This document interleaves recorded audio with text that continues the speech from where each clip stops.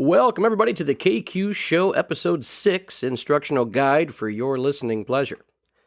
For those new to the show, hi, I'm Kyle. I'm just like everyone else. I wake up, check my belly button for quarters, then start my day. As a young lad, I had what my parents would call the gift of gab. I love conversations, and I love learning from people. And most importantly, I love to have fun. I surround myself with positive, creative, and funny people that have helped structure who I am today. And now I just want to tell their stories. I'll be talking with business owners, athletes, musicians, artists, restaurant workers, one-handed jugglers, world's tallest small person, and world's smallest tall person. Today's episode brings us talking with Jack of all trades. I talk with Rhett Zych and his career journey from Chicago sports radio, college soccer coach, restaurant management, and finally dancing with the stars dressed like Teen Wolf. Most importantly, we discuss mental health in men and the difference between manning up and asking for help. We had an absolute blast recording this episode, so stick around after the show for a few more laughs, and I really hope you enjoy the show. This program is rated R, mostly for my bad language. KQ Show. Welcome, everyone, to the KQ Show, Episode 6. Our guest today, married for 8 years, father of 2, former coach of the Holy Cross men's soccer team, current plant manager at Great Lakes Forest Products. He was a contestant on Dancing with the Stars for the homeless shelter, a smoked meat fanatic, and like myself, a John Adams class of 2001 grad, Mr. Rhett Zych. Hi, how's it going, man? Good. Thanks for being here, man.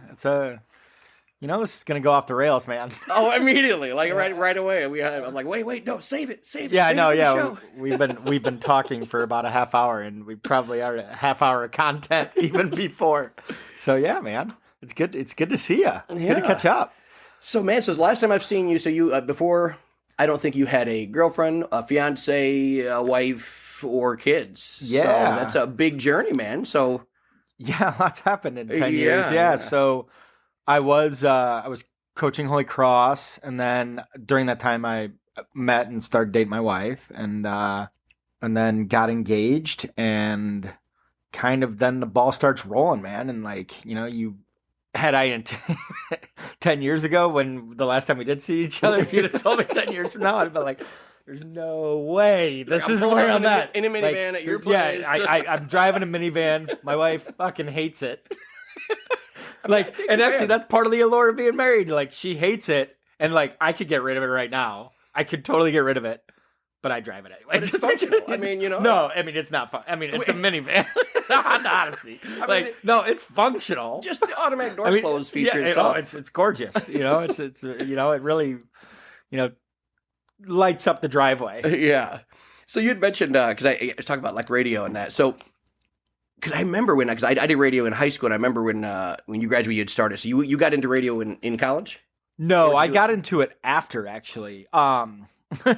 This is an interesting. So I was in college, and then I graduated, and then I was like anybody else in their 20s, I worked for you at Best Buy. Oh, yeah, I do remember now. That was a whole thing. Yeah, 40-year-old virgin, baby. I totally forgot. I was like, me, you, and Maddie's side. It's like, this is a... I always joke around. I always tell people that, the... Not the 40-year-old virgin part, but the actual electronics store thing is more of a documentary than an actual comedy. Dude, people don't realize that, I'm like, that shit totally went on. That was what was happening. It's for real. Oh, yeah. So... you're kind of going through my, 20s were just finding myself type thing. And, I was kind of stagnant here, and I took the LSATs to go to law school. Cause I, went to college and got a political science degree in history, which is totally useful. And unless you end up getting into politics or going to law school, that's pretty, now when I coached at Holy Cross, they'd have ideas. I'm like, minor in business, minor in business, minor in business. I get you like this, I want you to be comfortable, but at least minor in business. Cause now I had to play catch up for the past 10 years. So, and I thought I was going to go to law school. I went and visited like Valparaiso, like St. Louis University, and I took the LSAT. I went through there. And then, I started to enjoy, I was actually blogging a little bit. I had it was for Notre Dame football stuff. Okay. And it was low level, like my friends just read it. And so I was like, man, maybe I kind of like this thing. And so I was driving to Chicago to visit some college friends that had graduated and moved there with a job. And I had heard an ad for, the Illinois Center for Broadcasting. I'm like, to your point, when you were talking to me earlier about a podcast, I'm like, let's roll the dice. Yeah. So I did, and I ended up going to school there. And went through the broadcasting thing. But my biggest experience was you do an internship. And I ended up doing, I was fortunate enough to get 670 score, which actually I still listen to this day. I love it. There are a lot of guys that I worked with that are still there and moved on. And that scene, it's at that time, it was the White Sox. Now it's the Cubs. But it was the Whites. Now it's the Cubs and the Bulls station as far as that. But I worked for the midday show, the highly rated show. And my experience was crazy, man. I, got paid pennies, and that's what ended up happening because you either make it or you don't. And, but the experience was phenomenal. You're sitting there and it's Brett Favre unretires, and you're and so you got to break the news. And, you're sitting there. So, that experience was an experience for sure. Would I would have done things differently to maybe because I was immature in that level, understanding okay, I'm doing well here, but with the life, okay, how am I providing? So those type of things were, juggling that. How old were you at the time? I was about, it was about 26, 27. Okay. But going on about 18. So, yeah, there's a gap there. Yeah, I stayed 18 for a long time. I'm still there. I feel like I was very mature at 14, and then hit a growth, had too much caffeine or something. Your parents don't drink too much coffee. And then I was like, okay, and then I just stayed 18 until I was 35. What was the craziest thing happening? You get to actually interview anybody big or? Okay, so I met Edward Burns. Nice. That was cool. He was promoting a video game for the show, the morning show, and he was actually in studio. Okay. Super nice guy. Ended up, he ended up getting us Giordano's or whatever. He was a cool dude. He was there with his guys, but I only talked to him briefly, but he was cool. One of my coolest experiences, and you'll appreciate this as a Bears fan, I went to Bears camp. I was badass. Is that it? Olivet Nazarene? Or is that... Yeah, it was at Bourbonnais. You go there, and Bourbonnais. Oh, my God. So, Julius Peppers is on the team. Yes. Urlacher. And so... Basically, our best defense since the late 80s. So, the creme de la creme. I tell a story all the time. You don't appreciate how big these human beings are until you see them in person. It's the same thing. Sometimes I would go in just for audio. I didn't do any of the press conference stuff, but I was 10 feet away from LeBron James, and seeing that human being in person, and then you see them move. It's not physical. They're a higher species. Did you smell him? Did you smell him? I tried. It was just all chalky. But all right. I tried. It's the scene from Bloodsport. Yes. Sorry, what a great graphic. Oh, no, it is. But, Jean-Claude Van Damme. Yeah, that's how I was. I was trying to get audio, but it was but anyway, so part of the things is so they do remotes. And, my thing is I have a headset. I just kind of would just be hey, you're on next. We're doing a break, but, doing that. Okay, so Brian Urlacher, total football, no neck, big human being, built like a brick shit house. It was pre-hair. Yeah, yes. Before you look like our high school history teacher. Yeah. So anyway, he's obviously massive total football guy. You're middle linebacker. Julius Peppers walked up, Kyle. I shit you not. He shook my hand and could have just Hulk smashed me. Shook I mean, your like, elbow? dude, I'm not even kidding. And like the nicest, quiet, like just, well, he was not, because then you go and watch practice, and then you see the son of a bitch move, and it's like he shouldn't move that way. Like, he not only is he that size, but like just a monster. like yes, like I would totally crawl in the fetal position. I would like. Couldn't imagine. I mean, he just like, I mean, and they were just doing practice. It wasn't game, like it was, they were practicing hard, but like, so that was one of the cool experiences for sure. You know, we had some funny stuff that happened where like, so it was cool. Our studios were in the Prudential Plaza, which this was cool as a kid. So downtown Chicago, Prudential Plaza oversees Millennium Park. Okay, I got you. So it's right there. So like the Beans here in the giant building, basically, and then there's a tavern on the park. So the host, Dan McNeil, big fisherman, would always take his vacations up in Canada, and so he lived in Northwest Indiana, and he would even go to lakes around there and like fish. So mind you, this guy is, you know, obviously he's a host in the third biggest media market. He's making good money. Yeah. Okay.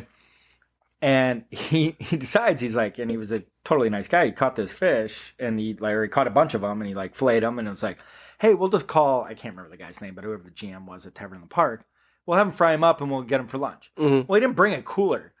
But he forgot the cooler, so he brought a refrigerator door, like the one, he pulled it out. Hold on. No, like, so the refrigerator door with fish in it. Okay, and so I'm an intern. It's like Devil Wears Prada shit at this point. Yeah. So like, so it's and mind you, this is Prudential Plaza. There's guys with earpieces. This is post like 8 years after 9/11. Like they'll search your. I mean, I took public transportation, but like they'll search your trunk. Like, this is major stuff. So he's like, Rhett, take it down to the guy at like, you know, like the program director called him and was like, hey, yeah, you can take it down there. I'm like, I'm just supposed to walk. So what you're saying, this is a refrigerator? Basically, you know, like the freshness thing, he pulled the door out, put water in it, and put the... So what, is there fish, no lid? Or yeah, what? No, there's, I mean, like, he had like, I mean, he had like a, like, it didn't have a lid at the time. I don't know. Makeshift. So I'm literally walking down the escalator. Like, so we took the elevator down.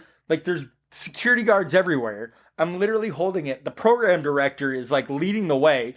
And he's this like short, stubby guy. I'm like, you know, like, and then like they just lit me up on air, just joking around, like, oh, Rhett was the running back with the pulling guard coming around, like, just like, I mean, so that was funny too. Like it was like experiences like that were funny, but yeah, it was good though. But did you ever have any on air fuck ups? I wasn't on air enough. Okay. Like, I mean, I never, like, they prompted me to, or they. I never really, it wasn't like Howard Stern where they prompt the interns. Like, it's very formal. There's a couple, I mean, I maybe spoke a handful of times. Like, if that. Like, it was more like, I would answer the phones. That was fun in Chicago. Or sometimes you do the overnights where you get the drunk Chicago guys and you like, you tell that guys he don't know shit about fuck. Bears. So you get to screen the call, dude, and like I'd be on the phone way too long because I'd be like, "This guy's awesome." He's like 10 Bud Heavies deep, and they're like, "Red, hang up the phone," and I'm like, "This is like straight off the Saturday Night Live skit." He's having a heart attack. Yeah, you tell those guys they don't know jack about squat. Like South Side Chicago, like his thick accents, like it was like phone calls were hilarious, or just. You know, like anything else, you get meatballs that call in. Like, well, you'll learn once you make it big. There's gonna be trolls or whatever, and yeah, tell him he's a motherfucker. And like, okay, we'll do. Like, I'll let him know. Like, okay, you're next. You're caller too. Like, I'm gonna put you on. Like, I'm definitely putting you in. Yeah, like, what do you want? Like, while you're cursing at me, yeah, but exactly, and I have nothing to do with this. So it's I'll like, patch you through. You tell that motherfucker. Like, I mean, like, so it's just like, I mean, the phone calls and like the screening was fun too. Like, and I mean, I didn't do that all the time, but it was fun. But yeah, that was an experience, man. So what made you leave it? I wish I would have done it the way you're doing it. I would have started a podcast from scratch and just grassrooted it. It's the way to do it. I mean, it's if you put the effort in, and it is tough, and there will be for sure like hills and valleys. So, I mean, that's why, I mean, you know, not to kind of get, but that's why I'm kind of happy for you because, like, I mean, it's hard to take that plunge, man. Mhm. It is. It's scary. I appreciate that. It's scary, right? Like, you know, but you're doing what you love, man. I mean, you know, you were slinging phones and now you're doing the microphone thing. So, like, if I would have done it, you could have gotten in early just because the radio business, whether it's sports, politics, whatever, like, it is cutthroat, man. Or same thing with TV, or I should say the media business. Yeah. It is cutthroat. I mean, especially now. Like, I mean, even back then it was cutthroat. So, like, you know, I mean, going back, I would have, like, given myself better advice to be like, hey, start from scratch. It's going to suck. But I didn't have that mindset. Like I said, I was immature with that, as opposed to, like, now where, you know, start from scratch and now you build up to what you're doing now. So I would have done the podcast along with it just to get experience, speaking, doing the shows, even producing it, like, you know, pain in the butt, like you got to reboot it, like, you know, just going through those, jumping through those hoops, like, and then basically what happened was it was just like living in Chicago, you know, you're making pennies and it just financially you just have to make a decision. Like I said, you know, lessons learned, but I don't regret it by any means. But I mean, I enjoy the medium. I still listen to radio. I annoy the shit out of my family because I still listen to AM radio. And it's like, but I mean, I don't, but it doesn't bother me because I'm so used to it. It's like, oh, and Rizzo hits one to left. And I'm like, your kids are like holding an iPad. And they're Daddy, like, look, you can get better quality on anything. Does this AM radio have a hotspot? You know, like, I think you should connect to the Wi-Fi on that AM. Exactly. I'm like, but I enjoy that rawness of it. Yeah. Me, I get why other people don't.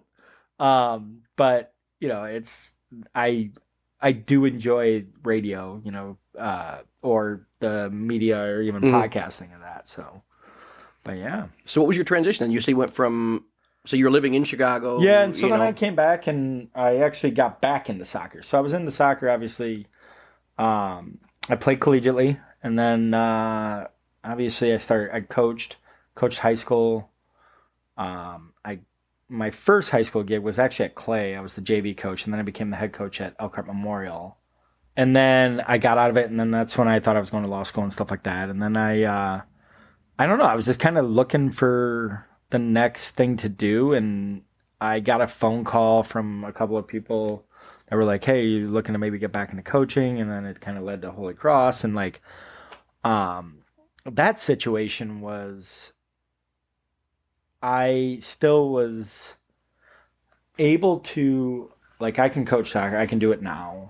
Now I'd be way better at it. I just wanted to coach. And it was easy when you do something like travel. The players show up, you coach, somebody else handles it. When you're running anything like that, college or anything past that, you know, you don't want to, and that was my own, like I said, my own immaturity. Like, you don't want to have to deal. Like, I just wanted to coach soccer.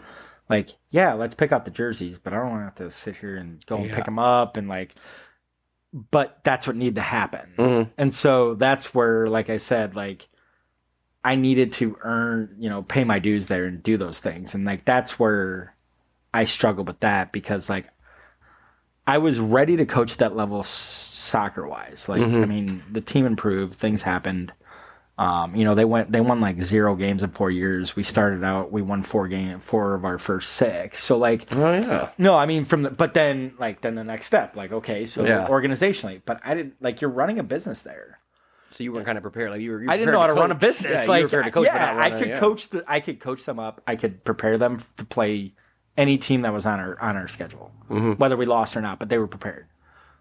But I wasn't ready to organize. You forgot the orange slices. And well, the third van or like, here's what it is, or like, what do we take the next step? Like, okay, they're good. Like, what do we, like, I needed, and like there are a lot of successful coaches that take their lumps and learn that way. Oh, yeah.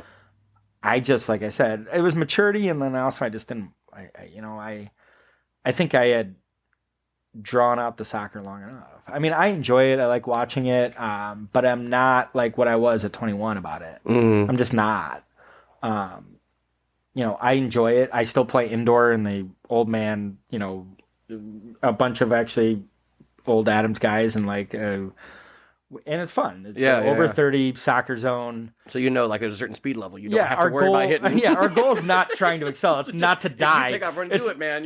Exactly. It's not to die. Yeah, real fun. Yeah, put your kid in the van tomorrow. You won't with that hammy. Exactly. Yeah. I mean, you're paying for the insurance now. Yeah. So it's yeah. So I mean, but it's still fun. But I kind of learned from that, and I thought early on, after college, that I still would go down that road, but then I just came to the point that, that was that phase of my life, which it was, it's almost like anything else. And I wasn't like a professional player, but it's almost like you see these professional players, they retire, and it's like, what do you do with the next phase? Yeah. And it matters. Okay, and so that's where I was sorting those things out. And then I ended up starting from scratch. I worked at Carrabba's and just started there. And you were what age at this point?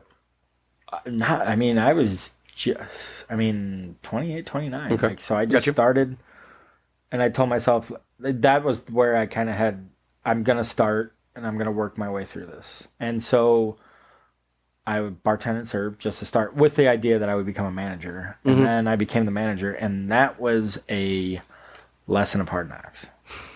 I love cooking. Yeah, you're running a restaurant. Oh, I loved it. I mean, I did. I loved it until I had a child. Oh, shit. Because, your time ran out. Yeah. The hours are I work in an industry that services the RV industry. A lot of it. We do retail and stuff like that when it comes to lumber manufacturing, which the hours over COVID was insane.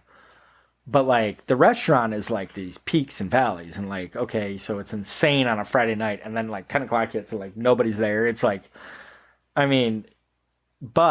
I walked into there I could barely boil water, and So you had no cooking experience at all before going into college? other than my mom did some stuff with me, but I'm not saying you were zero. Gotcha. And the training program was just it was good for me. That's what I'm saying I needed that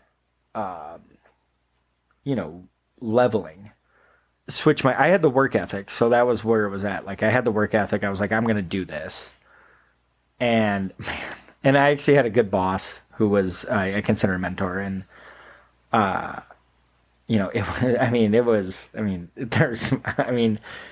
it was running a restaurant is crazy. It's fantastically enjoyable and awful at the same time. Because you're dealing with predominantly 18 to 24-year-olds. They all socialize. They're all it's part-time. It's, and the thing is it's all preparation. So your time, the doors are opening at 11, whether I want it to or not. I don't have a choice. Yeah. I can't be hey, I can now, I in my business, hey, we'll ship that to you tomorrow. Okay, give us a day. No, that's not what's going on. I'm here for my steak now. Yeah, or whatever. It's so that experience was, I wouldn't be where I am now without that experience. That was the school of hard knocks that was what I needed. It was a school of hard knocks, man. At the time, do you know? Because I don't know the time frame. My buddy Brad Featheroff worked there. Yeah, he did. You did. I Okay, worked with him. Oh, awesome. Oh yeah, I worked with Brad. Brad Featheroff. Yeah, I worked with him. Nice. Yeah, I remember he was always. I was oh yeah. And what's weird is I had never eaten there, and then he started working, and I did, and it was pretty good. Yeah, no, it's a good Italian. Manager there was a dick. Well, yeah, no, I wasn't. I had just I just started, and then I think he ended up moving down to Indy. Yeah, he did. Be wrong. Yeah, okay. It's such a small world, man. It is, man. Yeah. So then I ended up, my son was born, and then it was kind of I just started looking, and just because, it's good if you're single or married or don't have kids, but like, Right. you have a Wednesday off, but then you're gone for the weekends. Yeah. And It's not conducive so to family life. the job opportunity I'm at now, I've been there now almost, over 6 years, and ended up falling on my plate. And so I basically am the operations manager for the company I work at now. And I went into, it's funny, I went into an entirely different industry. Yeah, I mean, Lumber. you're three different strands. Well, what I'm dude. saying, You went so from like, coaching to no, that's what I'm Italian saying. chef to... No, yeah. So I mean, that's what I'm saying. I'm jumping, and I didn't know a 2x3 by 2x4, but I knew how to manage people at that Right, point. So right. that situation was okay. So like, at least like I said, when I left Carrabba's, I had a base of like, all right, I don't know what the hell they're making, but I can at least like manage them and figure it out. Yeah. And now like I know it like the back of my hand. I mean, I'm still learning on it. I remember a time, it was a while ago, and you just reminded me of this, that you interviewed. Did you interview? So you worked at Best Buy. I did. Did you interview with me? No. Okay. I remember just like I came back from college. What was the position they call a customer? You were in. So it was called the customer assistant. Yes, but I was in home theater. Yeah, and we I know jacked what that around, means. and it was like, oh my god, like, I mean, they're like, I don't even know where to begin. Like, it was also a great time because it was right when the HD switch. Mm-hmm. So you would have 80-year-olds come in that refused to get the TV. Yeah. They got the $40 coupon. Yeah, to get the high def box adapter for their TV. And I'd be like, you're gonna need to get a TV regardless. And they're like, nope, they're not gonna change. I'm like, They just keep putting that little. Yeah, So basically, then we had the little end cap with these. Yeah. So basically, back in the day when your TV you were forced to switch to high def to have a box that would plug in. So everybody would get sent this $40 coupon in the mail. Yeah. The millennials that are listening will not understand this. Not at all. It's like us. Like, what are you talking about? It's like me telling my kids, like, "Hey, I used to be the remote control back in the day." Like, like you say, like, my dad used to make me watch MASH, and now I'm watching Bluey. Oh my God. No. Every Saturday morning, I wake up thinking I'm watching cartoons, and my dad being there watching fucking MASH. Like, Jesus. Yeah. But yeah, so anyway, Black Friday, I was just throwing shit in people's carts, dude. Like, just like you need, or then you would buy the cables. They're like $90 HDMI cables. Such a dumb thing, and then we'd be like, "Well, that's dude." Matty Seitz used to crack me up because he would like look up the actual like statistical stuff, and he would say stuff like so in depth. He's like, "Well, that's cross-modulated, dual injected, hyperglycemic." Like he's just saying some stuff. You might need to inject that. You have an IV person at home? Yeah, it's like, well, and that was the thing. And also, like, we would get stuff at cost. Mm-hmm. And $17 for $150 cable. $17. Oh, yeah. I used to be like, "Hey, I'll give you this." I used to haggle. Oh, yeah. Contest I won being a home theater manager. Yeah. I'd be like, oh, yeah. "Hey, we'll throw in that cable, but I tell you what, you got to buy that wall mount." Yeah, exactly. That wall mount's $250. That also costs $17. Yeah, exactly.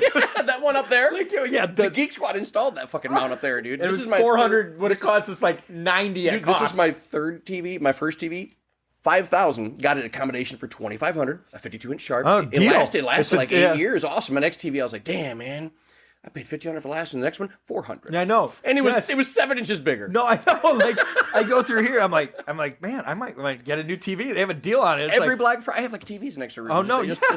I mean, my wife's like, "What are you doing?" I'm like, "It's $700 for like a 72-inch Samsung." I got Sunday ticket here. I got the Bears game on local here, and I got ESPN. I'm like, it's for the one weekend a year when there's March Madness. Yeah, we're gonna all hook them up.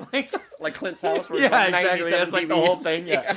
I mean, but like, yeah. So like back then, like this was like the new wave of like what we were experiencing, and I didn't know, which is kind of par for the course. I enter in a job. I know TVs, but I knew nothing about it. I made the shit up halfway. Oh, you were pretty confident about it. Yeah. I feel like you took our training. I'm sorry, Best Buy training was, hey, fucking wing it, bro. They just closed the deal. Oh, I said some shit and like, here's what it is. Cooch is like, "Hey, man, fucking boy's fire." I go, "Yeah, man, he's doing it." I don't know what he just said to that customer. No, I don't know.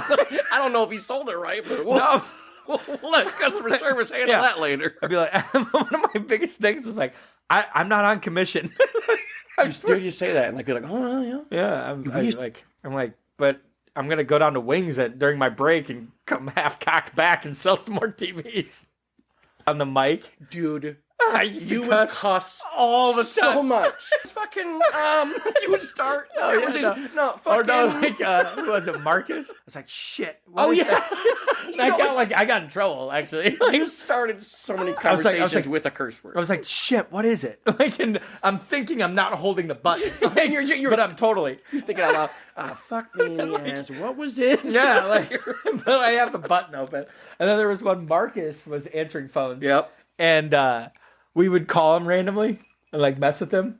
And I would call him and be like this entire character. Mm-hmm. Okay. And finally he got tired because apparently the last customer he had. Well, he went to call the home theater phone and like, you know, be like, Rhett, what the fuck? Mm-hmm. He put it on the intercom. Remember? He's like, God damn it, Rhett. Yeah. And it was like, it was on the intercom. I would mess with him so bad, and because like it's the most thankless job. The customer service in but like in any one of those positions, like you have nothing to do with it, and you're there to get punched in the face repeatedly, metaphorically. Like the hardest thing back then was like, and I did know this one. I mean, I wasn't as knowledgeable as you and Maddie, but like people thought they just could buy the TV and it was HD, and that was the HDMI cable. And they're like, no, I don't need 150. I'm like, fine, see you in a day. Yeah. And they're like, it looks like shit. And I'm like, well, you didn't get the HDMI. Well, I thought it was an HD. I'm like, it is. Like, you didn't listen to me. But that was also like we still had the tube TVs. Too. Yeah, we'd have to we'd have to restock them. But those Sony XRTs were sick. So, yeah, they were the flat screens. Those were some of the best TVs ever made. So Craig had one. Craig's. Yeah, I know. He worked a circuit with me. He got to the. I think it was the 40-inch was the biggest you could get in a tube TV. Yeah, the flat. 300 pounds. Yeah. That's That's immediate just hernia. TV. So you're not like they don't say, oh yeah, there's also boxes, shit, everything else. So like this TV, like you load it wrong, and that it's so heavy in the front. The box says, hey, listen, whoever's working here, don't pull this towards your body. You're gonna fall. So all these little cats in the warehouse go tip this TV, and it's like a fridge full of water. They just lean it back and almost fall over. Dude, we used to see people put those in this. I remember one time, man, I was as a manager, like there's a couple times where I felt good to be a fucking manager. One was this fucking piece of shit, and when the flat screen started becoming more affordable. Yeah, sure. And the boxes were smaller. Yep. He had a convertible, and he was driving to Michigan City. And I think he was just trying to show off for some chick he had with him. And I'm out there, and this is back when like you had like the 640 by 480 quality phone, flip phone. Yeah. So I'm like, hey man, just to give you a heads up, like we don't recommend you do any of this. And his answer was, well, I'm gonna have her hold it. I'm like, she's gonna hold it on the highway, okay? Little fucking Regina here is gonna hold in the highway. She was like 96 pounds. Yeah, wet. Yeah, that's right. Took a picture of it. And I go, hey man, look, if that falls out, you are accepting liability of this. Dude, the second time. This was when I worked, they'd moved me to Geek Squad manager, which, like you, I went into this thing, I don't know fucking shit about computers at all. Yeah. And here's the problem. So you're my certified C++ certified Geek Squad agent. You know by looking at this computer, hey, this is what's wrong. This is what you got to do to fix it. Sure. They'd always call me up there and they'd be like, how they want to talk to your manager. I'm like, what do you want me to tell them? Exactly. Okay? I'm in the middle of my Yahoo Fantasy Football League and I know nothing about computers. You didn't solve the problem. So I'm just there to get bitched at. So they started this thing called the B-spec sheet. It was for me. It was called the bullshit spec sheet. I promise you, it was real. So I would just think, I'd look up random, I'd find like parts for TVs. There was an aerial transistor tube in a TV, okay? So I'd go up there and I'd be like, yeah, I understood you had a question about the repair that my technician had stated the cost on.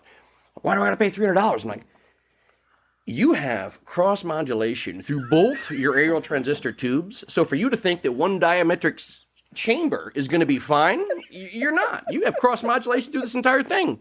For your computer to still be working, it's beyond me. So I just look at my guy and I go, if he doesn't want to pay, he doesn't have to. I just don't want to have to sell you another computer. I mean, we will. And I would just walk away.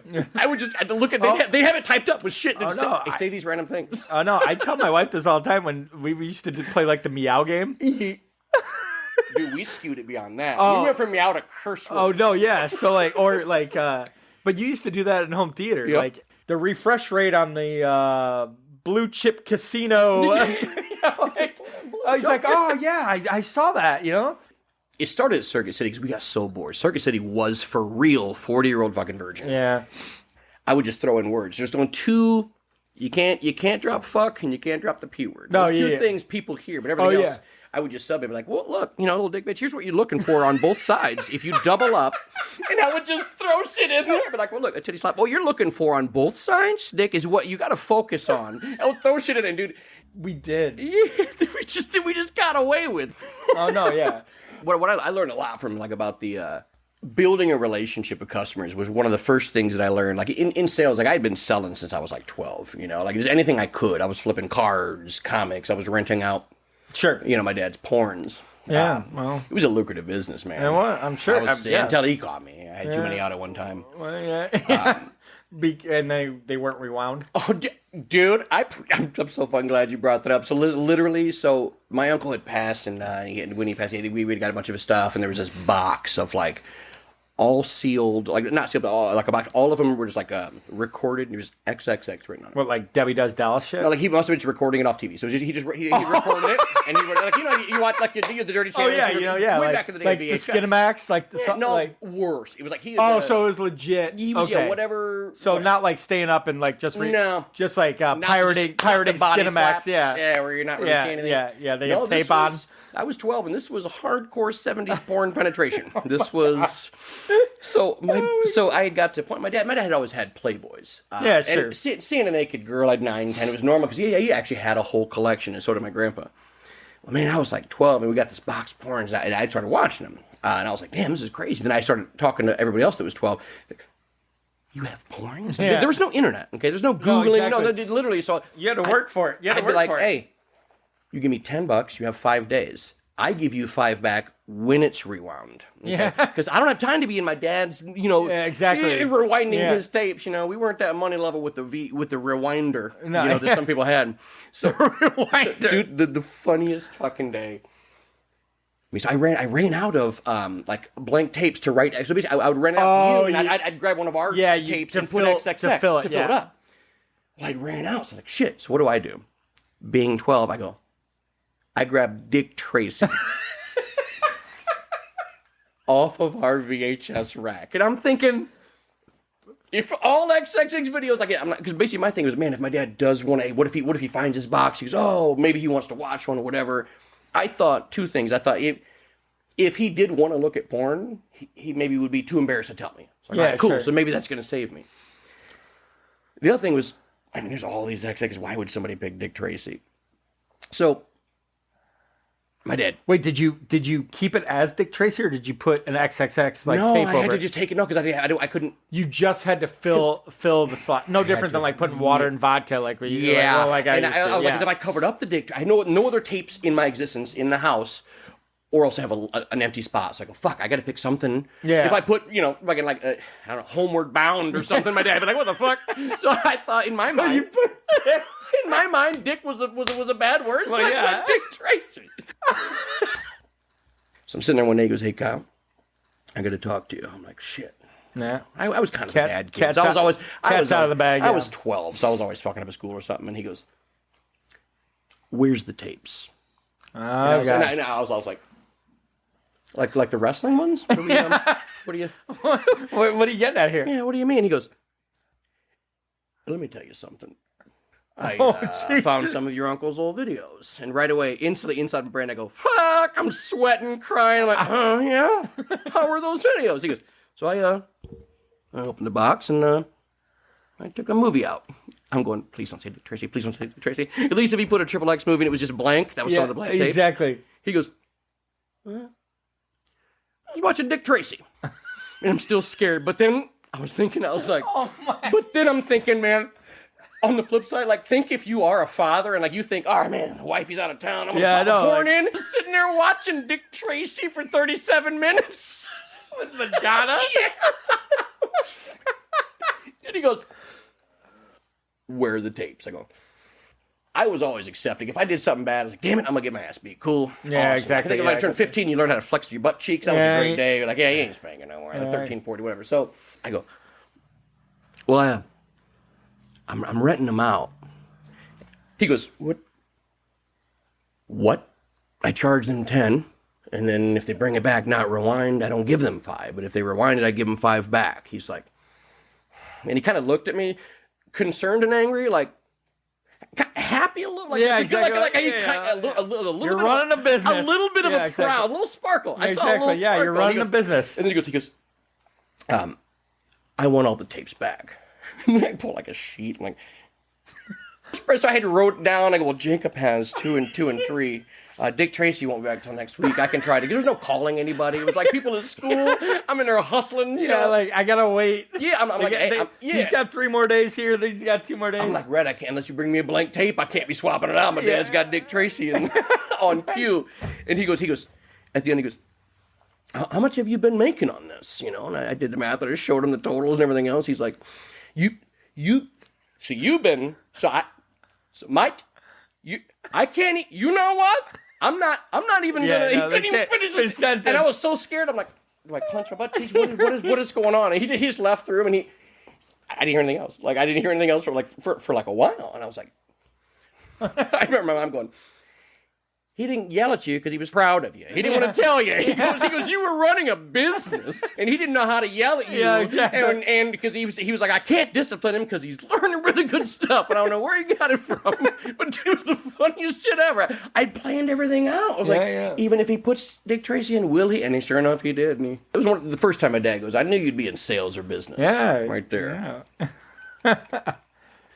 All right, so obviously, you're big into sports. You always have been in every sport aspect. I did, for a fun fact, I did see you literally every year scrolling to your Facebook. You have a master's nap. Oh, and no, you telegraph it, or do you like get the family out of the house for this master's nap? So I'm upset about this. So the master's nap came up for me. This was growing up. I used to always have, for whatever reason, a soccer tournament, an away tournament. Or typically we had stayed in a hotel, whether it was in like India or what have you. Mm-hmm. And we'd come back that Sunday and the Masters would be on. And like you're gassed, you played 2 soccer games. Mm-hmm. And so like I used to love the nap because like you'd fall asleep kind of like half, like no different than if you're watching football or whatever. Like you're half asleep, but like you kind of know what's going on. You're almost dreaming about it in a way. Like you're sleeping. It's a great nap. And like you're dreaming about like the most scenic place on the planet. Like, it's not like you're watching a horror movie or whatever. And then, you wake up for like, typically like this year, obviously it was a beatdown, but like you wake up for like the last 4 rounds or 4 holes. Yeah. And, you watch the end of it. And like I started talking about the master's nap in college and it was like a running joke. And then all of a sudden I see these fuckers all the time talking about the master's nap. And I was like, I was talking about this at 12 years old. Yeah, I am owning this thing. I invented it. I will die on this hill. Like I do not care. I believe you. When I do not back, I'm like, care. Every year. Yes, you were it was on like it so. It was like it became a joke because like where it got popular was in college. Like I went home one time on a Sunday. Like, what are you doing? We were like, I'm drinking or whatever. Like we're drinking like I got the master's nap. Yeah, it was like a thing. Like, what? Every year it's the same. So fantasy football, and I know you're a huge Notre Dame fan. Yeah. A huge Bears fan. So fantasy football. A, you got to get me into some of your leagues. B, I remember when I just started, because I'd always worked retail. Okay, I had just started it was a Yahoo league. I was at Best Buy, and this was before you had worked there. I remember you were like a fucking just a knowledge base. This is before you couldn't just easily grab your phone and Google, hey, who has the highest reception in the strong winds in whatever, and I'd be like, fuck, I would just text you. I don't even remember this or not, but I would just text you random shit. Yeah. And you would come back so fast with the craziest shit. Like you were just on it. You'd be like, well, I mean, statistically, he's going to throw 20% of his passes under 20 yards, so your streak route's not going to be. And I'll be like. So I shouldn't start it. I just remember my fantasy journey started with prying information out of you. No, I love it. I find it it's still my taste. So a lot of it, like at the time when you started, I was in radio, so like I needed to know it. Yeah, I did actually to kind of get a little bit, but it's in fantasy. the host I worked for in radio, or the other one, he still hosts at the Score, but he's more of a baseball guy. Mm-hmm. Okay, so he had an idea that he wanted to do a fantasy baseball playoff thing. Well, this was 2008. Like, there's no websites. Like, they have that now. Like, I mean, you can do it anywhere. So he, like, and he's total baseball nerd about it. I was like, oh, Rhett, you can do it. Holy shit. I was like doing quadratic equations, like Pythagorean theorems. He's like, I need the whip. I'm like, Speaks, I think you're in the lead. Like, I'm like sitting here like other than RBIs, he like wanted, like, I mean, I'm going into like Moneyball shit. I learned more. And Jonah Hill on the phone. I'm like, dude, normally I just read the shit and I can extrapolate it. Like, I mean, that's how I am as a person. Like, I'm not the guy who's going to create the algorithm, but you give me the statistics, I can extrapolate what they mean. And that's, I enjoy it. I don't play in as many leagues as I used to. I mean, I've dialed that back since with the kids, but I play in some highly competitive ones, that are, the people are just as knowledgeable as I am, and it's fun. If there's any spots open as well, I'll also like you to put me on that list. Yeah, I can get you in there. All right. No, I mean, and not only that, so I've, recently I've won a couple times, so like now my wife backs off on my commitment to it, because you showed her how much you won. Yes. Yeah. Or one year I just like, here, go do what you want to do. Go, exactly. Go buy some shit. Like, I don't mess around, and I play DFS, but it's more with like buddies where it's like $10. You're in a league. You play against them. Because you're not playing against the computer. These like fuckers that do it out leagues. there, they do 150 entries. They're literally cornering the market. I don't get me wrong, and they all work for fucking places. Like, it's collusion. It's collusion. It is 100%. But I guess if you're really good at something and you're betting, but like if you and I are on the same team, like they're colluding. Like, in my opinion, humble opinion on it. Like, don't get me wrong, I'll throw a ticket into like the first weekend for like the millionaire one, like just like $20. Like, all right. Every time they tell me to do it for free, it's no different than like throwing a Powerball, and like I have way more knowledge about this, but like I never educated, and I'm happy if like I cash. We kind of long for that camaraderie as males or females, like, right? Like, it gives us a reason, and I mean, I don't need it all the time, but like I enjoy the live draft. Yeah. I do. Like, it's let's go to B-dubs or whatever it is. I'm so uber competitive that like I dive into something like that, I'm doing it all the way. Yeah. It's no different than like, I go in and out of working out. When I work out, I'm into it. Mm-hmm. I'm losing 60 pounds. Like, and then the next year I go back to smoking meats. Yeah. Go back to smoking meats. So. And that's just how I am. But let me ask you this question, because this is something that we were never exposed to until the past 2 years. Legalized sports gambling. I'm all for it. So 100%. So it's what should happen.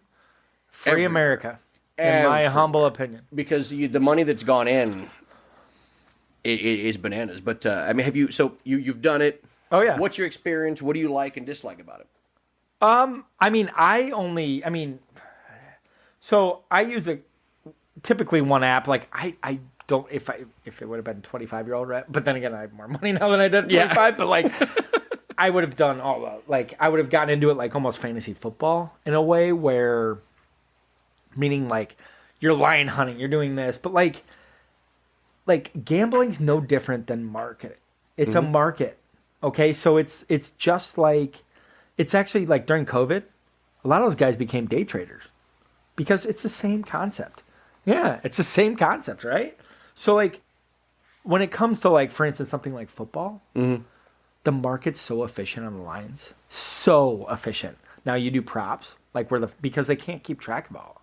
So like, I find that interesting. I do one app, maybe two. I typically do one that I focus on. Like, if there's like some like promotion where it's like put in 50 and you get 11 billion back. Yeah, that was 2 years ago. I made some coin on whatever. that. But put 100 in and we'll pay your mortgage for 6 years. I like the one app. It pays right away. Which app do you want to say? I typically use DraftKings. Yeah, but I have FanDuel for some of my I do like a golf DFS weekly thing. It's just a cash thing that we all put in. And Cujo's in it actually. Yeah, and we all like. And actually, I'm terrible at that one because like I'm like, oh, fucking Phil Mickelson. Yeah. I heard of him. Oh yeah, like Tiger Woods, bionic leg. I'll bet you he wins. Cool. Yeah, is he banging a porn star? Like, yeah, he's gonna win. So like, I've actually won a couple of them just because shooting from the hip, you know. But like, I typically do DraftKings. But you know, I mean, like, I know I have siblings that do MGM. Like, it is what it is. But like the people that are serious about it, like they'll line hunt all the way. I'm big into the NCAA tournament time only because it is what it is. Like, and just, your entire social media. Yeah, no, it's just fun. And everything from March. No, it's just fun. Yeah, like, I mean, it's just like it's just there. Like that's crack. Yep. That's another crack thing for. And then the other thing I do, and I don't do it as much, but I do it. I do UFC. I got into the UFC a lot during COVID. Yeah, I was looking for sports, man. A lot of people did. I was like, I can only do so much fucking Russian ping pong.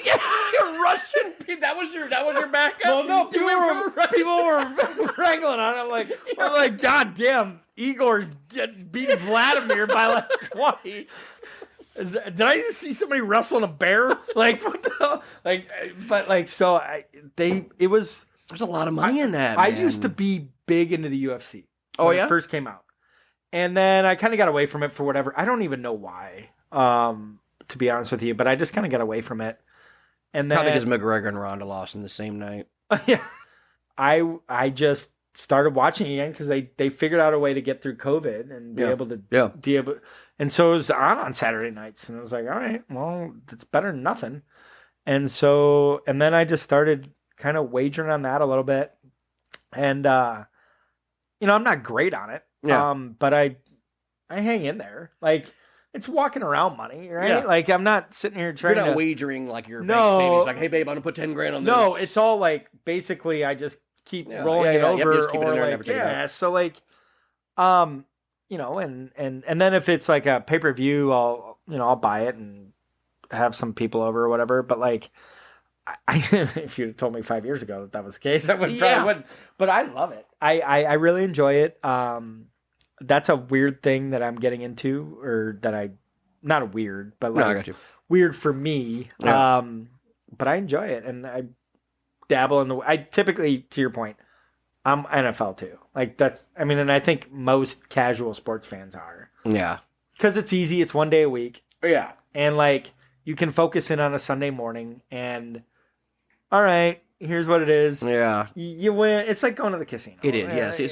So, because that's a funny question, because I do, so when you think about like sports gambling, I consider like whenever I gamble, I like to educated gambling is what I do. Well, I'm in crypto, stocks, fantasy football, gambling, that type of stuff. If it's an educated, if I know enough, I'm gonna throw my money out. Yeah, exactly. Yeah, and it's one of those things where what I like is that you can always find people that know way less, and you can go in there with your information, and statistically, if you just do the fucking research, win more than you lose. Yes. Yeah, it's card counting. That's what I'm saying. Yeah, you're gonna lose some, and like that's the thing. Like, I never get upset when I lose. I don't, because like I inherently have been focused. Like, and I'm ultra competitive, but I'm inherently focused that like I know I'm gonna lose sometimes, but I'm doing this because I think the edge is like I think I'm gonna win more than I lose. All right, Retro, you ready for this? Okay. So obviously, I know you're a huge sports guy, so I put together. 2 questions. Well, sure. I guess there's 3 questions. The 3 big questions that I always love to ask people. Okay, and I know you're going to enjoy this because I feel like you probably kind of have an idea of what might be the first question. But so in NBA, there's a lot of people that say that the greatest basketball player is broken down into 3 people. Okay, Kobe, LeBron, and MJ. Where do you see them, and just give me your overall synopsis to where you see them in the GOAT conversation. The greatest out of that, or I mean, I think the greatest is still Michael Jordan. Mm-hmm. Every day of the week and twice on Sunday. He's the first. I mean, okay, so you're talking it from a basketball aspect. So like, let's. I want your opinion. No, let's table that for a second. And let's talk about it from a cultural aspect, from what we grew up with. Yeah. Which what listeners might not understand. Yes. Okay. So like, our parents grew up, and it was a good thing. It was Magic versus Bird. Okay, that's what it was. Mm-hmm. Okay, and that was good for the NBA because the NBA was dying in the 70s. It was. You had like Rick Barry doing underhand fucking shots from the free throw.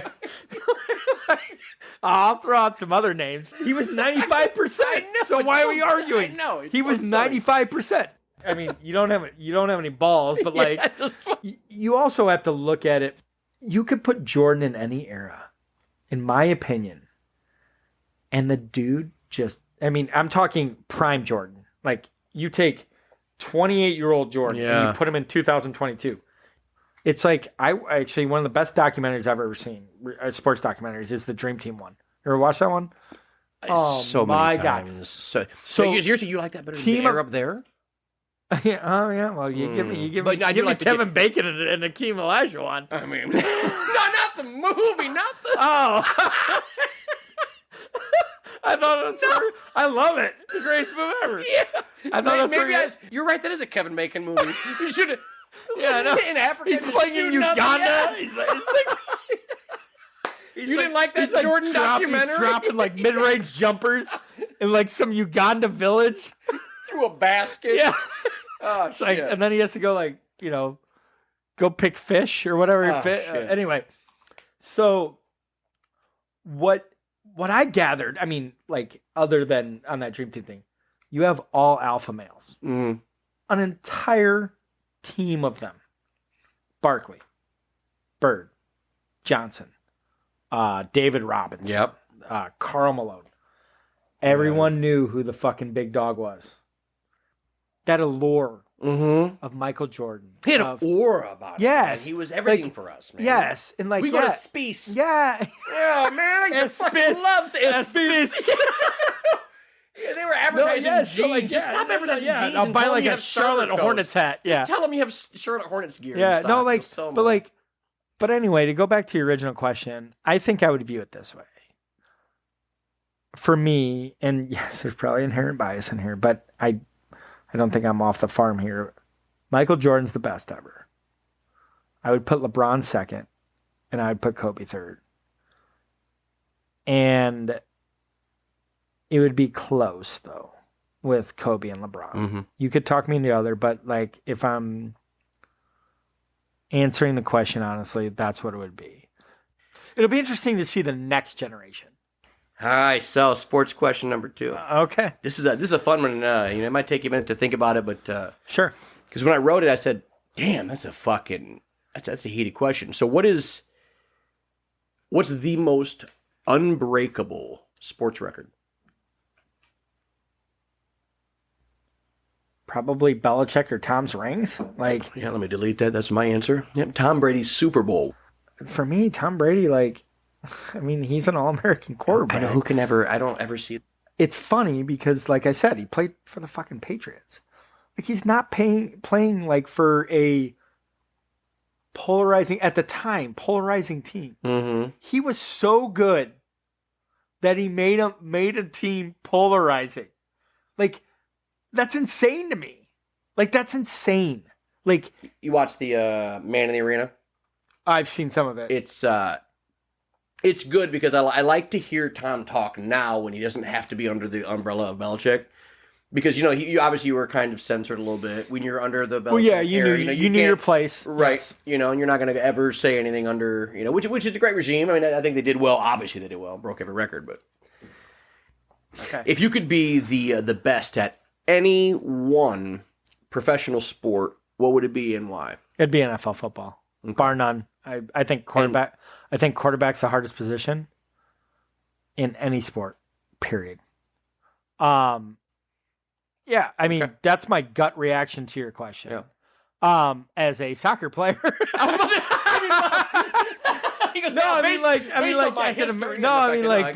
love that I played soccer. Yeah, being a quarterback would be way cool. I don't know much about soccer, so to kind of revert back, I think playing quarterback is the hardest thing to do in any sport, period. Yeah. You're organizing people, you're adjusting, you have 25 seconds to make decisions, you get a play call that comes in, and you have to constantly, it's high intelligence shit. Yes, you need to be able to throw and do all these Yeah. things. But like that's why we see a lot of athletes fail because they can't like, or you see somebody like Tom Brady who's mentally or a fucking wizard that like can put people in position quickly or like understand like, okay, we're gonna call 2 plays here. Like it's like actually Manning. Hey, I love the boom, genius. boom. Yes, Yeah, I love the genius of it. I love the genius of it. I mean, if you asked me at 18, I would have said center midfielder for Manchester United. Okay, that sounds like a soccer team. it does. Okay, but like asking me now, I want to be a quarterback for the fucking Bears or something. All right, Reg, let's roll to some serious questions. Well, okay. All right, we're pivoting. Huh? Oh yeah, well, I mean, it'll probably turn right back into the same.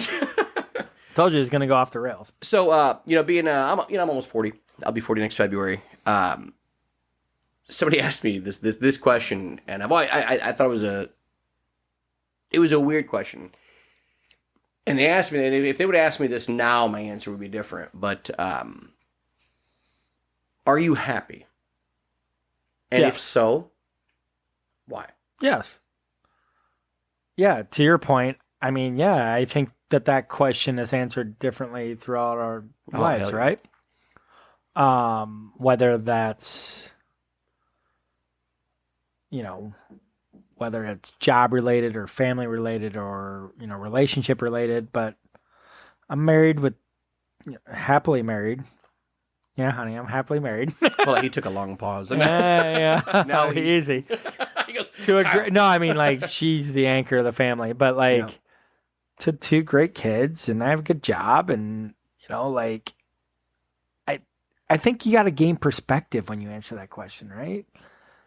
Like, when you're young and dumb, you want the moon, and you think you can get it like that, right? Like, you think you can get it at any whim, and you don't need to work for it. Like, I just remember, like, I could be the CEO of fucking Amazon. Or Amazon wasn't around, but like, I'm used to like, I mean, just put me in charge. Like, I could do it. Like, fuck no, I couldn't.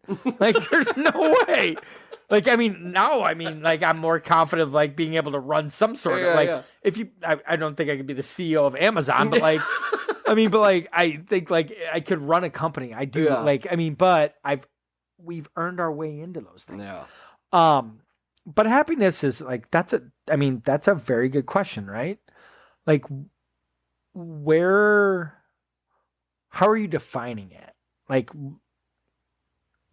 because are you content?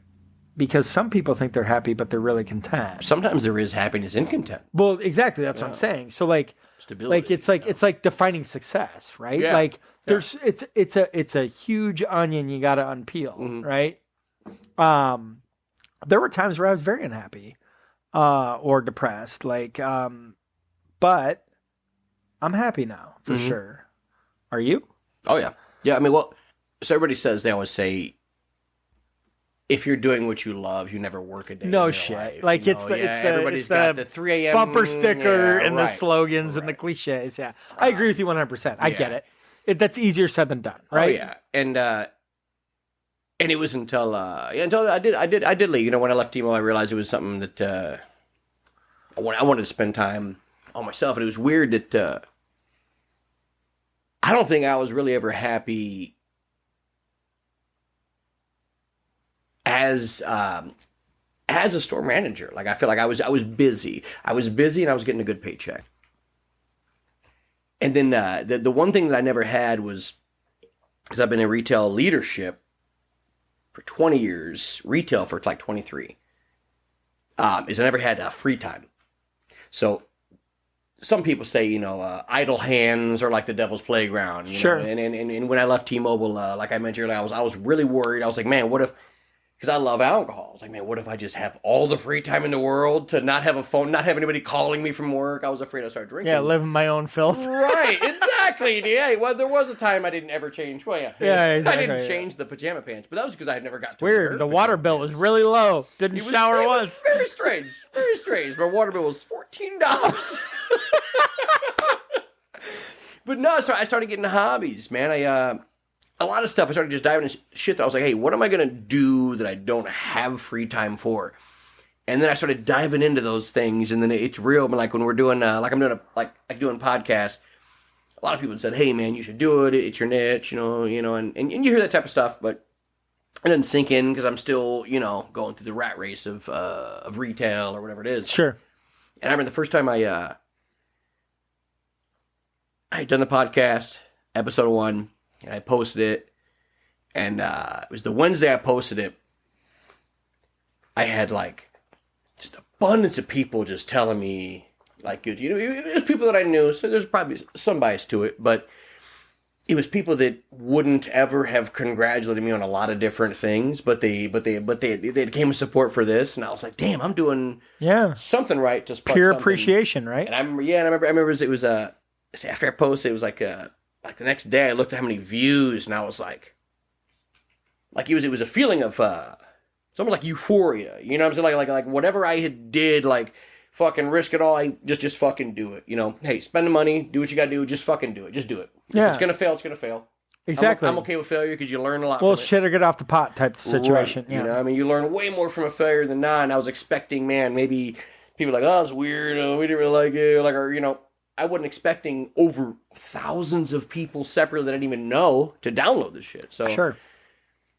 There was a weight lifted off my shoulders. You know what I'm saying? So, I'm a single guy. No, yeah, that's awesome. I don't have a family or kids or anything else. So, these are good things. My happiness comes from like your own creation. And when I first started this is when I go, damn, this is I'm fucking happy doing. Well, because you took a risk, right? Yeah. You took a risk, and I mean, even if it doesn't work out, like you're still happy, right? Yeah. Like you're still happy you did it, because like I think in part of those layers is unhappiness or even depression or anxiety comes from the unknown, right? Mm-hmm. Or the inability to not do those things. Yeah. So like you should be proud, like you took a plunge, man. Like a lot of people don't have the balls to do that. Like, I mean, we're kind of doing reverse roles here, but you were in retail for 23 years, right? What was there a culminating moment, or was it just like I've exhausted all this? No, I mean, it's kind of a multitude, a couple things. It was definitely the point where like I got to a point where like if like I'm I'm not tooting my own horn, but I'm pretty good. I'm pretty good at what I'm doing, so I don't need somebody above me telling me where to go in that industry because I had it all set. I was to give you the number. I met my new boss, and I was number 1 in the company. Of course. So what that means is there's no one fucking better than me. Okay. So a new boss comes in. More of like a micromanaging type of situation. I was like, well, hey, can we not take a second to congratulate the fact that we've done it? Maybe what we're doing is working. Yeah, sure. Maybe let's think about that for a second. Exactly. Before you Why hear are we me, focusing on that exactly, as opposed to the bottom dwellers? Or just a simple, hey, congrats on being pat on the back, right? And it was one of those things where I was like, all I need above me is somebody that maybe has an answer and to direct me in the right path. I don't need to. I'm not dragging onto your coattails and things like that. I mean, I'm a grown adult and a lot of stuff. But no, I just passed all that. It was a gas point in my life where I was like, man, I need to create something, or be a part of. I need to be a part of an ownership. I can't work for somebody that above me that's going to jump in and stop me from being the best. Then you've lost your lid. Then you're frozen. It's a glass ceiling, right? It's like I can't get better because you can't see a creative path for that. So, it was like it just felt like a fucking 500-pound human just got off my shoulders. Good for you, man. And it was good. It was I'm a happy good move. for you. And I got nothing bad about the company. No, I'm not saying that. Like I was just curious because like as long as I've known you, as you've said it, 23 years in retail. Yeah. Like, it was tough to do. I'm not like a. Yeah, I mean, well, you're to your point, you're taking a 500-pound jacket off your back, right? And it's almost bizarre because you retired. Yeah. I mean, like, that's what you did. It's a temporary retirement. Like, that's weird. Like, I mean, it's like, in 20 years, whatever we're doing, we're going to retire from something, whatever we're doing. I mean, I'm hoping I'm doing the same thing, but like, I don't know what the next 20 years, but like to just like, on a Saturday or on a Monday, it's like, oh, here's the Price is Right 3.0. You know, like Yeah. I mean, I get why people don't retire because it's like, what do you do? Like, you need, like, to your point, like, you've gotten into hobbies, but like at 60, 70, like, know. like, I mean, I want it. I like, that's what we're, you know, gearing towards. Like, yes, I don't want to work anymore at some point. Like, I mean, like, legitimately not work. Yeah. Not. You just don't want to physically change directions with what we're doing. Yeah. But like, and it's what you retired from that profession. And it was good for you. Like, that's pretty much. I mean, that's how I'm viewing it. And I could be wrong. Like, no, it is. It is. Honestly, I call myself retirement. Like, it was funny. My buddy goes, "Damn, man!" Because a lot of people said that. You know, they're like, "Man, you left it 12 years, Timo." Like, I'm very loyal to. I'm very loyal to the underdog. Like, I like to see. Like, I worked for Circuit City, not Best Buy, when I started, and then of course the underdog didn't work out. So I ended up. Well, you know, sometimes they lose. Sometimes they lose. But no, then I jumped into Sprint, and that company. I guess they also went under. But no, it was one thing. Like, I have loyalty. Like, I stay with companies. But when it comes to a point where, like, if I can't be successful, if something's stopping me from being successful, then it's you know, I'm just burning oil. I'm just wasting my time. Yeah, sure. You know, so it was different. It was scary. It was fucking scary shit, man. There was days I was like, you know, I mean, that's why I applaud you, because I wouldn't have. I was like, there's no income coming in. Yeah. Don't get me wrong. I did certain investments, so I set myself up to be able to live. But there's things in there where you don't have insurance. So like, what happens? What do you do? Yeah, like, you know, certain things. You know, so yeah, I need smell insurance. You know, like, I'm trying to. I can't smell shit. I got still nothing. You have COVID since I was like born. I'm the bat.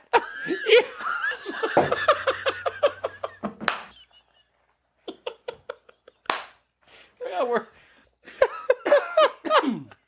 Oh man, but no, it's one of those questions that I like. I like to ask, because sometimes people ask. Because sometimes the answer isn't what you think it is, right? And sometimes people, they think they're happy. No, you're right. Like, I mean, yeah, there were times where I was totally unhappy and depressed. Like, I dealt with depression. So I get it.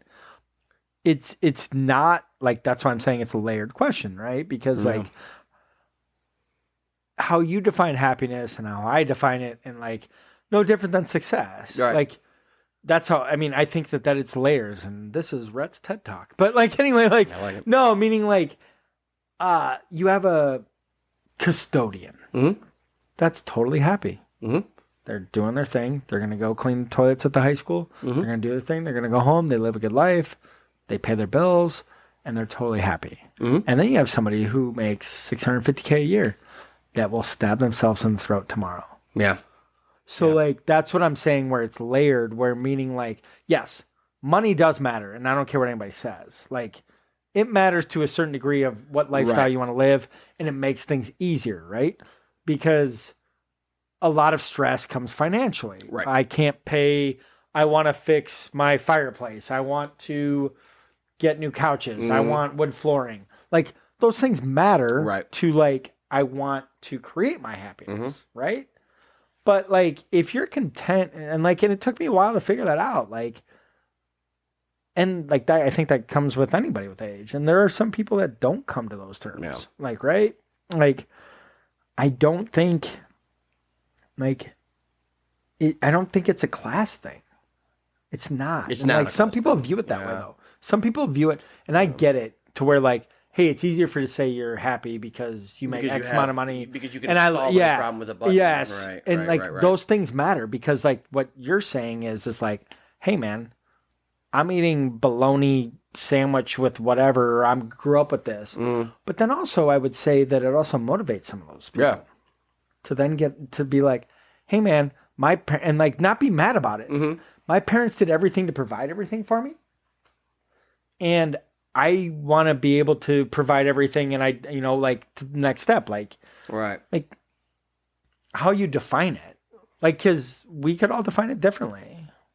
What's weird about men, we're men. We don't talk about shit, you know. And I've had a lot of conversations with people about like anxiety and stuff. And I don't know if you ever experienced like any type of anxiety or anything. it's something that I deal with it on a day-to-day basis. and everybody deals with it, but nobody will talk about Oh it. yeah, no, And, I mean, I didn't understand it, Right. and I think that's why I didn't talk about it. But I deal with it. So what is it that I mean? If you're comfortable talking about it, obviously, but No, absolutely. So what is it? What happens, and what are your sparks it? I guess. For me, that's a good question.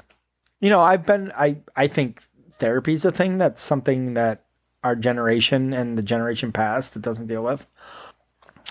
I deal with anxiety, and I've had panic attacks. Not a lot, but I deal with it typically in situations where I'm anticipating something and I can't wait for it to happen.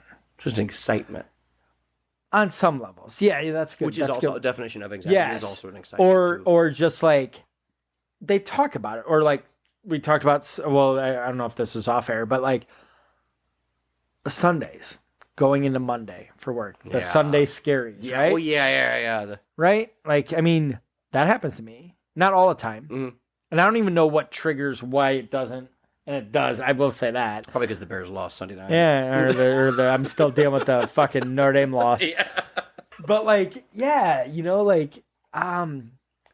but I think I don't go to therapy like I did. And I probably But you have though.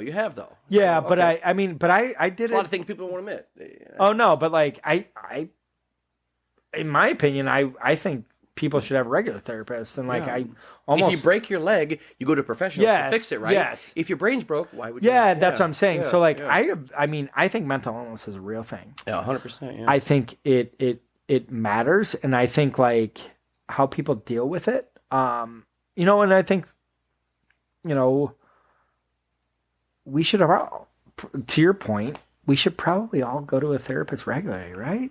And I mean, some of it is like, you're single, but like, I have a spouse. right? No, I don't want to put that on her. I don't want to put stress that level is so much like because you go home and I come home to No. to my porn in my chair. But But you go to like a wife. I understand there's a lot more. But and it like, makes but you don't have sense. anybody Yeah, to talk yeah. to at the same token. So like, it's a. No, but you're right. No, it does make sense. But like, and so, but that shouldn't be the weight of her show. Like, yes, that give take is spousal, but at the same token, like, I don't think it's that weird if somebody says I go to a therapist regularly, even 100%.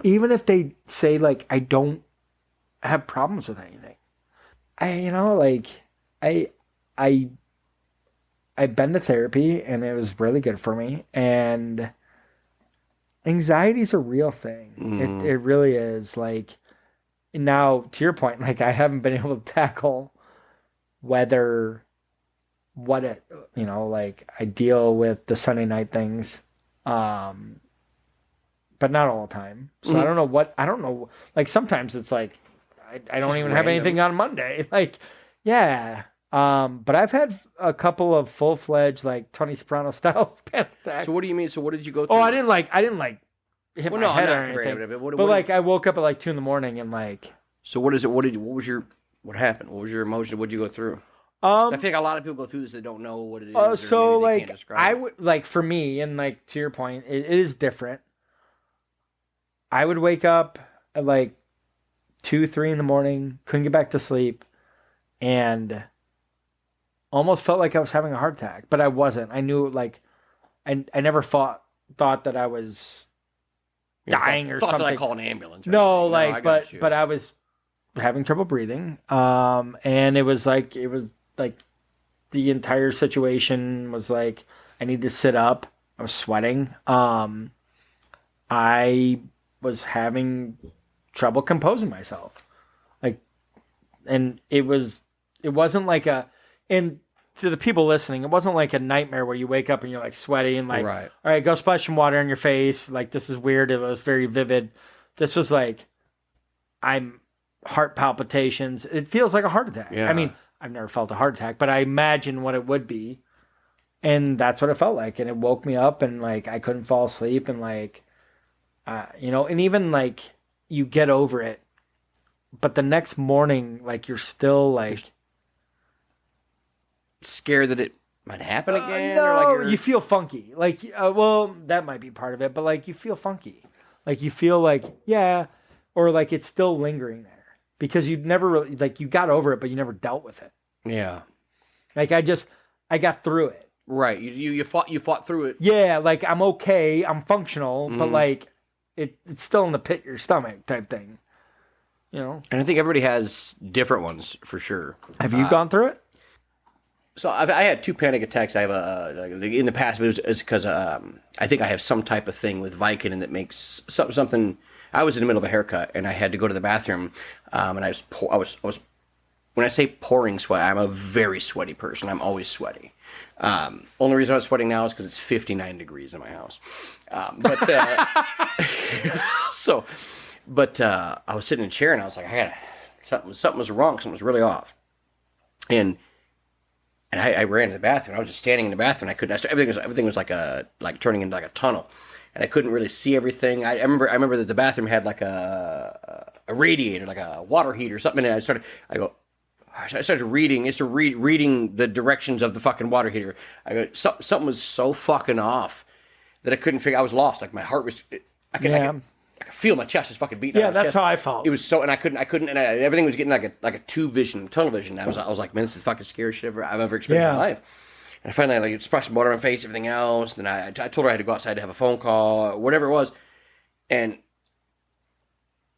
everything outside of me didn't matter. And it was weird because I was just floating through a fucking cloud, just trying to get out of this scary moment. And again, I'm not saying that I have panic attacks compared to anybody else. I'm not saying that. Well, they're all different. So different. The second one is it was a weird thing. I was supposed to meet this girl, and it's me. Like I can talk to any girl, any day, any time of the week. I'm never worried about it, whatever. And all of a sudden, like, she was like, I am be about a half hour late. And all of a sudden, like, it was this feeling of I was excited that turned into something that ripped a part of me out. Like, it was weird. I went from excitement. Well, was she hot? Yeah, I had only seen her Star Spangled Banner bikini pictures. One of those. Right, it was one of those. There you go. I met her in the computer department at Circuit City. It was actually Best Buy. I sold her a laptop. She was like, hey, I'm going to be in town later. Anyway, it was weird, man. I felt like I was out of my body.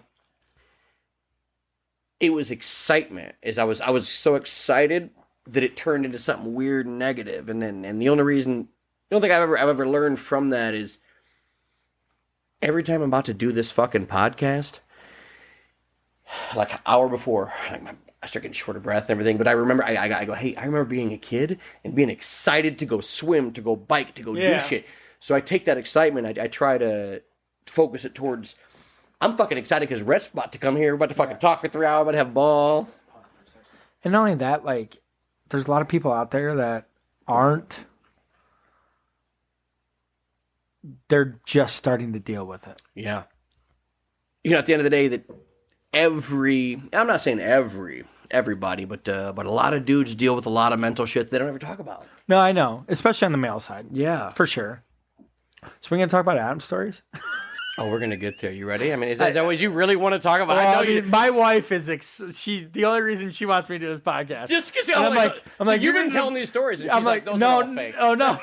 She's like, no, I need somebody else. I was like, Jessica, I'm like, you're going to divorce me. Listen. I'm like, because she's like, you're smart, and like, I feel like you're academic. I was like, I was. Like, I don't disagree with that to a certain degree, but like, I did some shit. There's several. Oh God.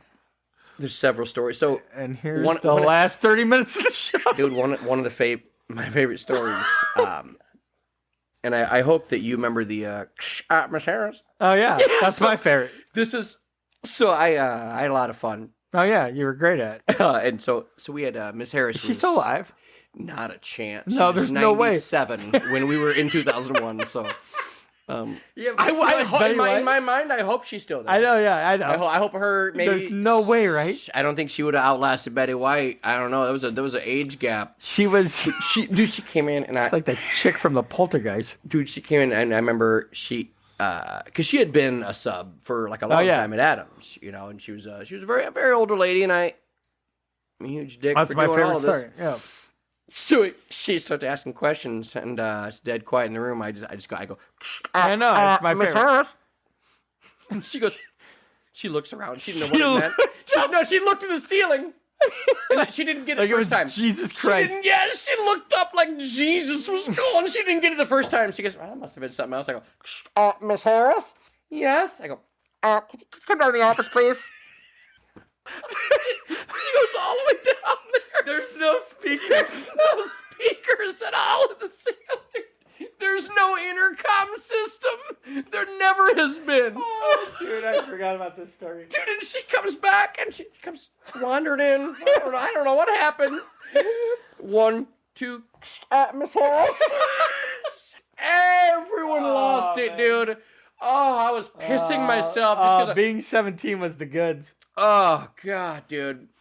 The best though, and I need you to talk about. Oh God, I know. Actually, no. One thing you might not remember is you were actually more studious. You decided we dared you.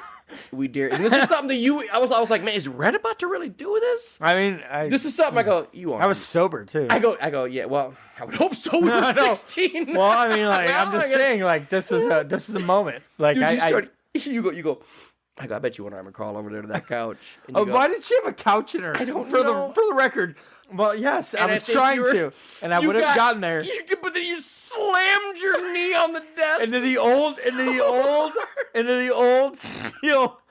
old steel desk, and I smoked it with my femur. When I tell those stories, everybody's like, "Nah, it's not." No one ever believes the stories. I tell a story too about you that makes me laugh to this day, because it says like John Hughes as you can get, meaning like the director. Mm-hmm.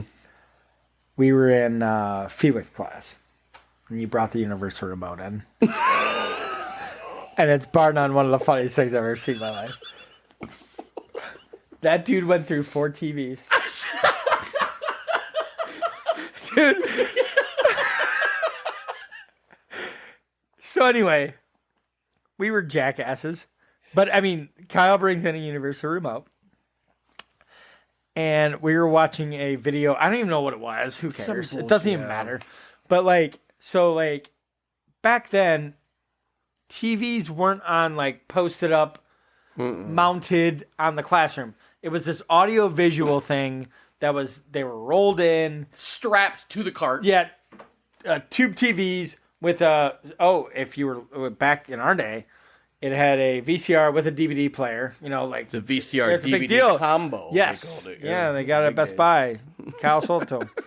So anyway, Kyle, I've never laughed so hard in my life. brings in a universal remote. So he did it well because he didn't just shut it off right away, because you can't do it that way. No, you have to make it seem like plant a seed, build a tree. Yeah, so he would let it play 15 minutes and then hit rewind or pause or whatever. And so he's like, and you had to do, yeah, so I had to know Mr. Figure. I don't know what's going on here.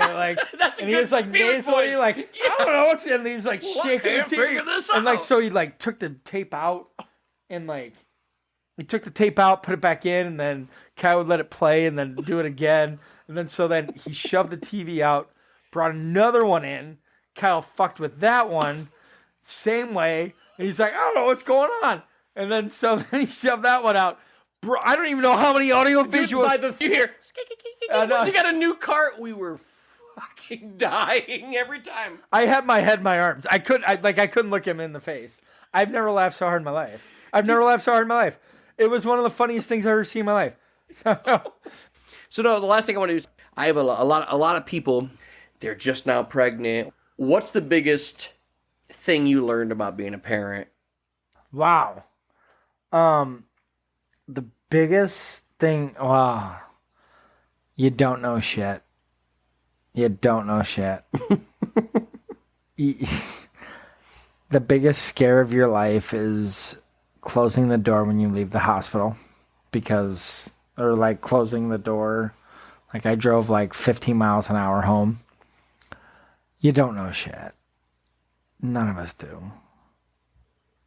that's a very general statement to your answer or to your question. But from a parent standpoint, I think the biggest thing you need to be is open-minded.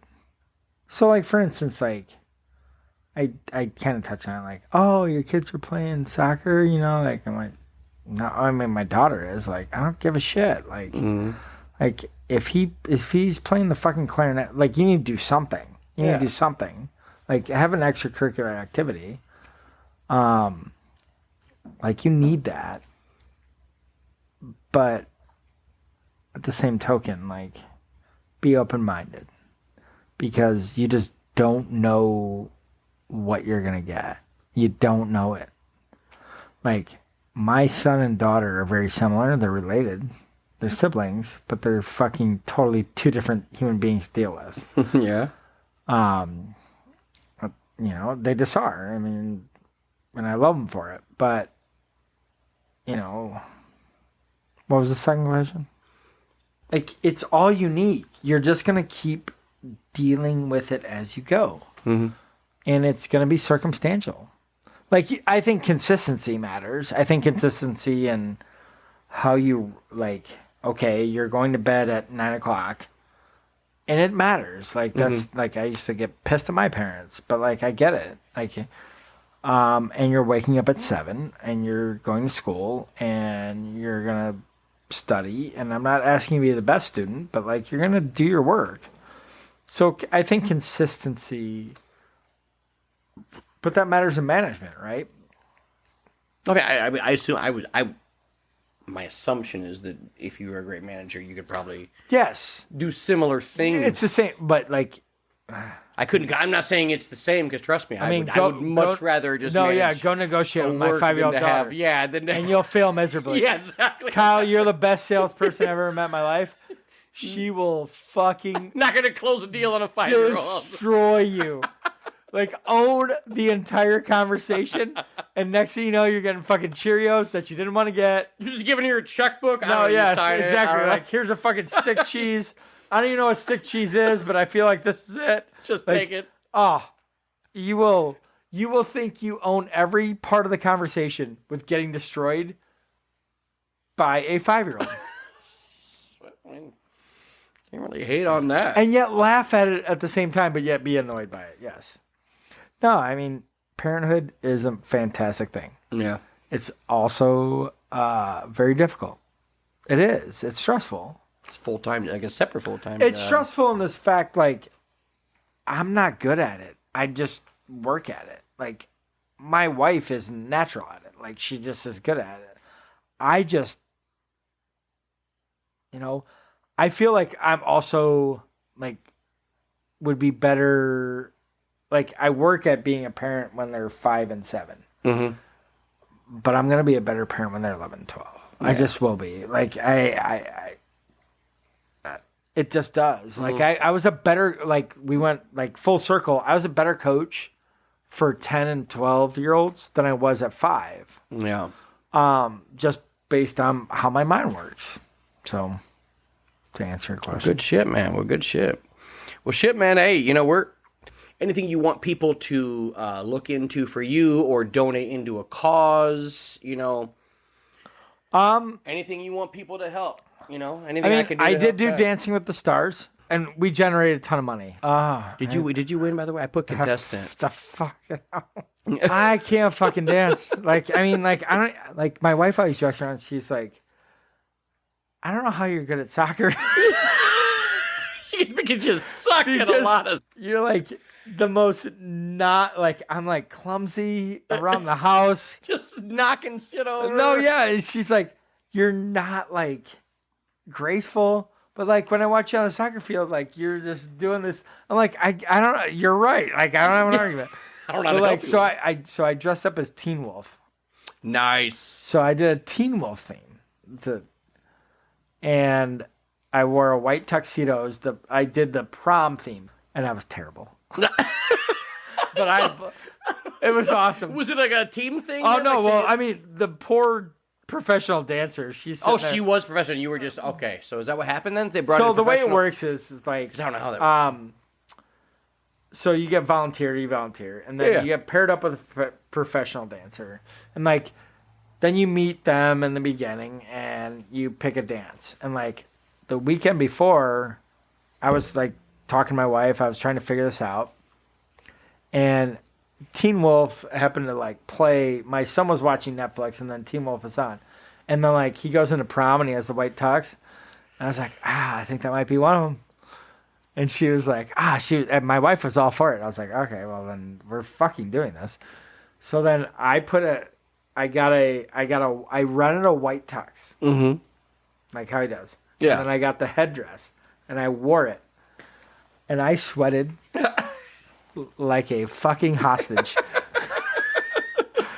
And this girl, woman, And you're professional, so you're soaking. Oh, but here's the fucked up thing. Like, everyone was able to practice for, like, a lot of them got postponed for a year in COVID.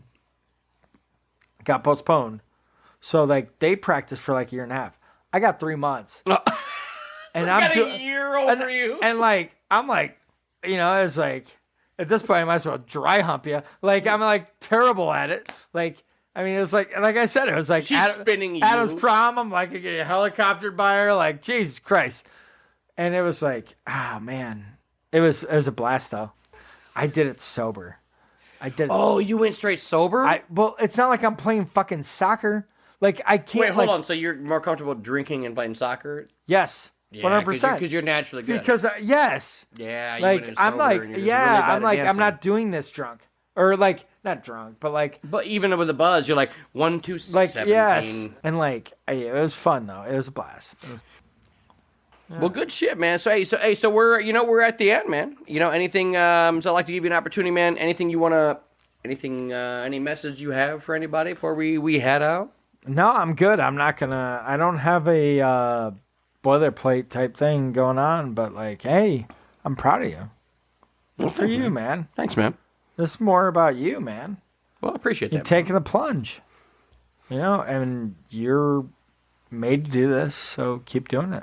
Look, I appreciate you being. I appreciate you being on the show. Appreciate it. No, Thank I'm you. glad that, you know. I'm flattered. I will always come on.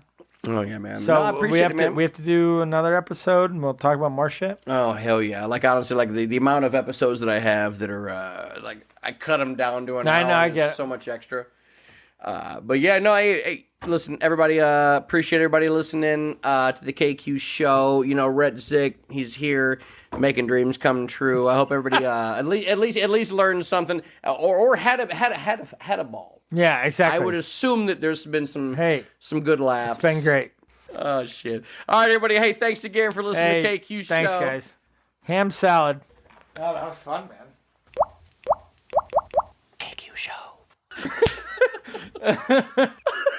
Oh, we're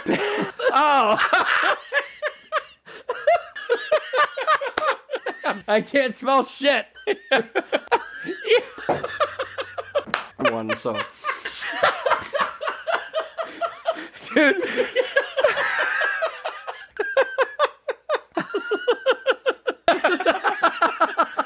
But yeah, well, yeah. Fucking morons.